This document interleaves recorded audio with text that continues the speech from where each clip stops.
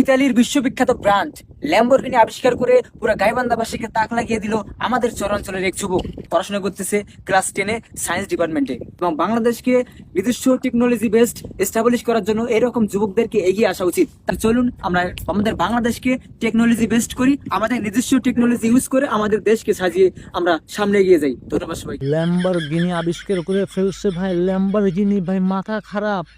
এটা তো শুধু গাইবান্ধার চোখ কপালে ওঠে না, পুরো বাংলাদেশের মানুষের চোখ কপালে উঠে গেছে।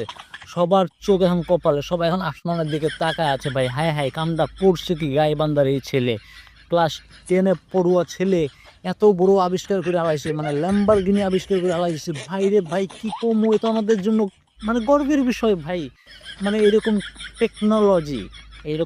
টেকনোলজি আবিষ্কারের মাধ্যমে আমাদের দেশ একবারে মানে আসমানে উঠে যাইবে ভাই।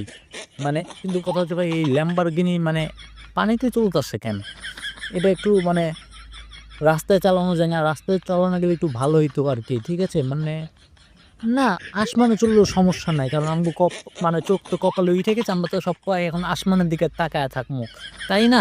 তো এই ল্যাম্বরগিনিটা পানির পথে না চলে যদি আসমানে চলতে সবচেয়ে ভালো হইতো আর কি।